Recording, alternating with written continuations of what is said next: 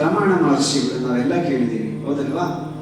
ರಮಣ ಮಹರ್ಷಿಗಳು ಪ್ರತಿದಿನ ಅವರು ಶಿವಾನುಭವವನ್ನ ಮಾಡ್ತಾ ಇರ್ತಾರೆ, ಗೋಷ್ಠಿಯನ್ನ ಮಾಡ್ತಾ ಇರ್ತಾರೆ, ಪ್ರವಚನವನ್ನ ಮಾಡ್ತಾ ಇರ್ತಾರೆ. ಪ್ರತಿನಿತ್ಯ ಅಲ್ಲಿ ಭಕ್ತಾದಿಗಳು ಬಂದು ಅವರ ಒಳ್ಳೆಯ ಮಾತುಗಳನ್ನ ಕೇಳಿ ಮನಸ್ಸಿಗೆ ಆನಂದವನ್ನು ತಂದುಕೊಳ್ತಾ ಇರ್ತಾರೆ. ಒಂದು ದಿವಸ ಆ ರಮಣ ಮಹರ್ಷಿಗಳ ಆಶ್ರಮಕ್ಕೆ ಒಬ್ಬ ಭಕ್ತ ಬರ್ತಾನೆ. ಬಂದು ಶಿವಾನುಭವವನ್ನು ಕೇಳ್ತಾನೆ. ಏನ್ ಸ್ವಾಮಿ, ಪ್ರತಿನಿತ್ಯ ಇಷ್ಟೆಲ್ಲ ಭಕ್ತರು ಬರ್ತಾರೆ ಅಂತಾರಲ್ಲ, ಒಂದು ದಿವಸ ಶಿವಾನುಭವ ಮಾಡಿದ್ರೆ ಸಾಕಾಗಲ್ವಾ ಅಂತ ಕೇಳಿದ್ರು. ಅದಕ್ಕೆ ಇಲ್ಲ, ಪ್ರತಿನಿತ್ಯ ಮಾಡಬೇಕು ಅಂತ ಹೇಳಿದ್ರೆ ಅಷ್ಟು ಸುಲಭವಾಗಿ ಆತ ಒಪ್ಕೊಳ್ತಾ ಇರ್ಲಿಲ್ಲ. ಅದಕ್ಕೆ ಅವನಿಗೆ ಒಂದು ಕೆಲಸವನ್ನ ನಿಯೋಜನೆ ಮಾಡಿದ್ರು. ಏನು ಕೆಲಸ?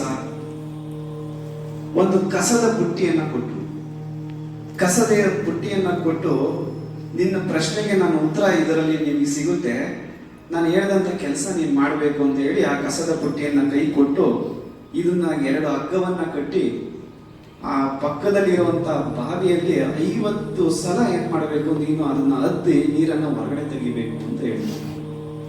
ಇವನು ಗುರುಗಳು ಹೇಳಿದ್ದಲ್ವಾ, ಆಯ್ತು ಮಹಾಸ್ವಾಮಿ, ಇದು ಪ್ರಸಾದ ಅನ್ಕೊಂಡು, ಪ್ರಸಾದವಾಣಿ ಅನ್ಕೊಂಡು ಹಿಂದೂ ಮುಂದೆ ಆಲೋಚನೆ ಮಾಡ್ದಂಗೆ ಆ ಮಂಕ್ರಿ ತಗೊಂಡು ಹಗ್ಗ ಕಟ್ಬಿಟ್ಟು ಏನ್ ಮಾಡ್ತಾನೆ, ಅದನ್ನ ಅದ್ತಾನೆ, ಅದ್ಬಿಟ್ಟು ನೀರು ಎಳಿಯಕ್ಕೆ ಹೋಗ್ತಾನೆ, ನೀರೇ ಬರ್ತಾ ಇಲ್ಲ. ಮಂಕ್ರಿ ನೋಡಿದಿರ, ಎಲ್ಲ ರಂಧ್ರಮಯ, ಅದು ನೀರೇ ಬರ್ತಾ ಇಲ್ಲ. ಅದು ತಾನೇ ಮೇಲ್ಕೆ ನೀರೇ ಬರ್ತಿಲ್ಲ. ಅಯ್ಯೋ, ಒಂದು ಬಾರಿನೇ ನೀರು ಎತ್ತಕ್ಕಾಗ್ಲಿಲ್ಲ, ಇನ್ನು 50 ಬಾರಿ ಎತ್ತು ನಾವು ಅದರಿಂದ ನೀರು ತುಂಬೋದು ಹೆಂಗೆ, ಹೊರಗಡೆ ತೆಗಿಯೋದು ಹೆಂಗೆ? ತುಂಬಾ ಕೋಪ ಬಂತು. ಇದೇನು ಈ ಮಹರ್ಷಿಗಳಿಗೆ ಬುದ್ಧಿ ಇದೆಯಾ? ಏನ್ ಹಿಂಗೆಲ್ಲ ಹೇಳಿ ಕಳಿಸಿದ್ರಲ್ಲ? ಹೋದ ಆಶ್ರಮ ಒಳಗಡೆ ತುಂಬಾ ಕೋಪ ಬಂದ್ಬಿಟ್ಟಿತ್ತು. ಅವಾಗ ಮಹಾಸ್ವಾಮಿಗಳೇ ಅಂದವನು, ಏ ಸ್ವಾಮಿ ಅಂತ ಹೇಳಕ್ ಪ್ರಾರಂಭ ಮಾಡಿದ್ರು. ಕೋಪ ಬಂದ್ಮೇಲೆ ಕೋಪಕ್ಕೆ ಏನ್ ಮಾಡಿರ್ತೀವಿ ನಾವು? ಬುದ್ಧಿ ಕೊಟ್ಬಿಟ್ಟಿರ್ತೀವಿ.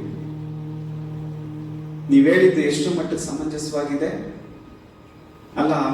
ಆ ರಂಧ್ರವಾಗಿರುವಂತ ಮಂಕ್ರಿಯಿಂದ ನೀನೇನ್ ಮಾಡಿ ನೀರನ್ನು ತೆಗೆದಾಕು ಅಂತ ನನಗೆ ಹೇಳಿದ್ರಲ್ಲ, ಇದು ಎಲ್ಲಾದ್ರೂ ಸಾಧ್ಯನಾ? ನಾನು ಪ್ರತಿ ಸದಿಯಿಂದ 10 ಮೇಲ್ಕೆ ಇದ್ದಾಗ ಅದ್ರಲ್ಲಿರುವಂತ ಕೊಳೆ ಹೋಯ್ದೆ ಹೊರತು ಅದರಿಂದ ನೀರು ತೆಗಿಯಕ್ಕೆ, ನೀರಂತೂ ತುಂಬ್ಕೊಳಕ್ ಸಾಧ್ಯನೇ ಆಗ್ಲಿಲ್ಲ ಅಂತ ಹೇಳಿದ್ರು. ಅವಾಗ ಹೇಳಿದ್ರು, ಹೌದಪ್ಪ, ಹೇಗೆ ಪ್ರತಿ ಬಾರಿ ನೀನು ಅದ್ದಾಗ ಅದರಲ್ಲಿ ಕೊಳೆ ಹೋಯ್ದೆ ಹೊರತು ನೀರು ತುಂಬ್ಕೊಳಕ್ ಸಾಧ್ಯ ಆಗ್ಲಿಲ್ವೋ, ಹಾಗೇನೆ ಶಿವಾನುಭವ ಅನ್ನೋದು ಕೇವಲ ಒಂದು ದಿವಸ ಕೇಳಿದ್ರೆ ನಮ್ಮ ಮನಸ್ಸಿನಲ್ಲಿ ಇರ್ತಕ್ಕಂಥ ಕೊಳೆ ಹೋಗೋದಿಲ್ಲ. ಪ್ರತಿನಿತ್ಯನೂ ಏನ್ ಮಾಡ್ಬೇಕು? ಕೇಳ್ತಾ ಇರ್ಬೇಕು. ಪ್ರತಿನಿತ್ಯ ಮಂಕ್ರಿ ಹೆಂಗೆ ಒಂದು ಬಾರಿ ಎದ್ದಾಗ ಸ್ವಲ್ಪ ಕೊಳೆ ಹೋಯ್ತು, 2 ಬಾರಿ 3 ಬಾರಿ 50 ಬಾರಿ ಎದ್ದಾಗೆಲ್ಲ ಹೇಗೆ ಕೊಳೆ ನಿವಾರಣೆ ಆಯ್ತು, ಅದೇ ತರ ಪ್ರತಿನಿತ್ಯನೂ ಸಹ ಏನ್ ಮಾಡ್ಬೇಕು? ಶಿವಾನುಭವವನ್ನ ಕೇಳಬೇಕು. ಕೇಳಿದಾಗ ನಮ್ಮ ಮನಸ್ಸಿನ ಕೊಳೆ ಹೋಗುತ್ತೆ, ಆಗ ಜ್ಞಾನ ತುಂಬಿಕೊಳ್ಳುತ್ತೆ, ಅದನ್ನ ಆಚರಣೆ ರೂಪಕ್ಕೆ ಈ ತರಕ್ ಸಾಧ್ಯ ಆಗುತ್ತೆ ಅಂತಕ್ಕಂಥ ಮಾತನ್ನ ಹೇಳಿದ್ರಂತೆ ಅವರು.